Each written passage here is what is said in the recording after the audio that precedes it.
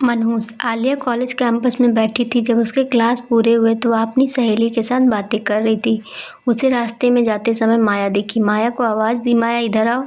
आलिया की आवाज़ सुनते ही माया आलिया के पास गई। दोनों बातें करने लगी। बातचीत के दौरान अचानक आरोही को याद आया कि उसने सुना है कि छाया ने आत्महत्या कर ली। इस बारे में माया से जानना चाहा। छाया, आरोही और माया दोनों ही बचपन की सहेली थी। माया और छाया दोनों एक दूसरे की पड़ोसी थी। आरोही दूसरे गांव में रहती थी। भले ही छाया की 3 बार शादी की गई थी, लेकिन उसने आत्महत्या क्यों की? ऐसा सवाल आरोही के मन में आया। दरअसल वह अपनी प्यारी सहेली की आत्महत्या से बेहद दुखी थी। छाया 9वीं कक्षा में थी तभी उसकी पहली शादी हुई थी। छाया देखने में बहुत सुंदर थी। वह होशियार, शालीन और भविष्य के सपनों में रंगने वाली लड़की थी। उसने अपने जीवन में कई सपनों को चित्रित किया था, पर घर के लोगों ने उसकी ज़बरदस्ती से शादी करवा दी। आरोही के पास इतने सारे सवाल थे कि वह नहीं जानती थी कि माया से कैसे पूछूं, लेकिन हर बात की सच्चाई जानना चाहती थी और आखिर में माया से पूछा कि छाया ने आत्महत्या क्यों की। एक क्षण के लिए माया चुप हो गई। जल्दी से उसके मुंह से शब्द नहीं निकल रहे थे। उसने गहरी सांस ली और बोलना शुरू किया। 3 साल पहले छाया की शादी शंकर नाम के शख्स से हुई थी। वास्तव में उसकी बहुत अच्छी गृहस्थी चल रही थी। दोनों एक दूसरे से प्यार करने लगे थे। जब भी या दोनों साथ में बाहर जाते तो सभी कपल इनसे जलते थे। शंकर और उसके परिवार के सभी सदस्य अच्छे स्वभाव के थे। जैसा उसने सपनों में जोड़ीदार सोचा था, वैसा ही उसे अपना पार्टनर मिला था। उसके घर की स्थिति मध्यम थी। शंकर का एक छोटा सा होटल था। उसमें से उसके सारे खर्चे बांट देने के बाद कुछ पैसे बच जाते थे। घर की हालत बहुत साफ सुथरी थी। एक दिन वह होटल से घर बाइक पर आ रहा था। एक बड़ी कार ने उसका बहुत बड़ा एक्सीडेंट हो गया और इससे उसे काफ़ी चोटें आई। हादसे के बाद उसे अस्पताल ले जाया गया, लेकिन सिर में गंभीर चोट लगने के कारण इलाज के दौरान उसकी मौत हो गई। छाया को बहुत दुख हुआ, लेकिन उसके ससुराल वालों को गलतफहमी थी कि शंकर की मौत छाया की वजह से हुई है। वह अपशकुनी है, ऐसा उनको लगता था। उसमें से कोई भी उसे समझ नहीं पाया। शंकर के जाने के बाद कुछ दिनों के भीतर ही छाया को घर से निकाल दिया गया। उसे घर से बाहर निकालने के बाद वह मायके गई और कुछ दिन मायके में ही रही।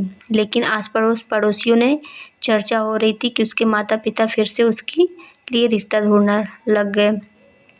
जब वह बाहर निकली तो लोग हमेशा उसे ताने मारते थे। इस वजह से सभी बहुत परेशान हुए। ऐसे में उन्होंने जल्दी जल्दी में ललित से शादी करवा दी। ललित बहुत बुरा आदमी था। दारू पीता था, कुछ काम धंधा नहीं करता था, चोरी करता था, मार पीट करता था। उसका रोजाना यही काम था।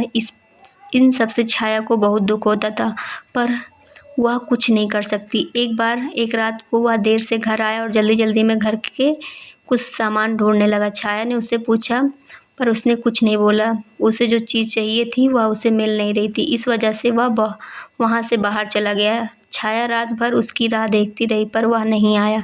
दूसरे दिन पुलिस को उसका मृतदेह रास्ते के किनारे पर पड़ा मिला। उसका चाकू से किसी ने खून किया था। यह खबर छाया को पता चली तो उस पर दुख का पहाड़ टूट पड़ा। कुछ दिनों तक वह अपनी ससुराल में रही, लेकिन बाद में ससुराल वालों ने उसे प्रताड़ित करना शुरू कर दिया। इस वजह से छाया वापस मायके आ गई। घर आकर कुछ दिन ऐसे ही बीत गए। हर दिन आ रहा था और जा रहा था, लेकिन छाया की स्थिति वही थी। उसकी तरफ देखा नहीं जा रहा था। उसका परिवार उसकी स्थिति को सहन नहीं कर सके, इसलिए उन्होंने उसकी वापस शादी करने का फैसला किया। उसके लिए रिश्ता ढूंढने लगे। उनके रिश्तेदारों में रवि नाम का लड़का था। उसकी पहले से एक शादी हो चुकी थी और रवि से छाया की शादी करवा दी। छाया बहुत खुश थी। शादी हुई और कुछ महीनों बाद उसे मालूम हुआ कि रवि को कैंसर है, ब्लड कैंसर। इस बात का पता चलते ही उसके हंसते हुए चेहरे पर फिर से दुखी हो गया, लेकिन उसने हिम्मत से इन सब का सामना करना शुरू किया। 5 महीने तक अपने पति की सेवा की, लेकिन आखिरकार में 5 महीने बाद उसके पति की मौत हो गई। इस दुख से वह बहुत तंग आ चुकी थी। कुछ दिन बीत गए, लेकिन बाद में ससुराल वालों ने उसकी जिम्मेदारी लेने से इनकार कर दिया। उसे घर से निकाल दिया। उसके बाद फिर वह अपने मायके चली गई, लेकिन उसके माता पिता और उसके भाई ने उसे भी घर से निकाल दिया।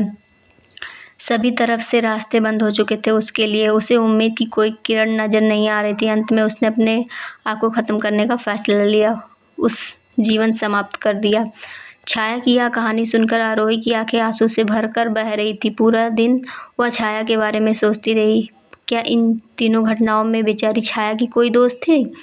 क्या उसके माँ बाप को सिर्फ उसकी शादी कर उसे हर बार किसी के साथ भेज देना सही था? वो उसे अपने पैरों पे खड़ा करने की कोशिश भी कर सकते थे। सच कहो तो छाया की जान उसकी बदनसीबी ने नहीं, उसके परिवार के, उसके आस पड़ोस के लोगों की छोटी सोच ने ली है। वो बेचारी मनहूस नहीं, बदनसीब थी, क्योंकि उसके आसपास ऐसी सोच रहने वाले लोग रहते थे। तो दोस्तों, आपको वीडियो कैसी लगी? अच्छी लगी हो तो लाइक ज़रूर करिएगा और चैनल को भी सब्सक्राइब करिएगा। Thank you.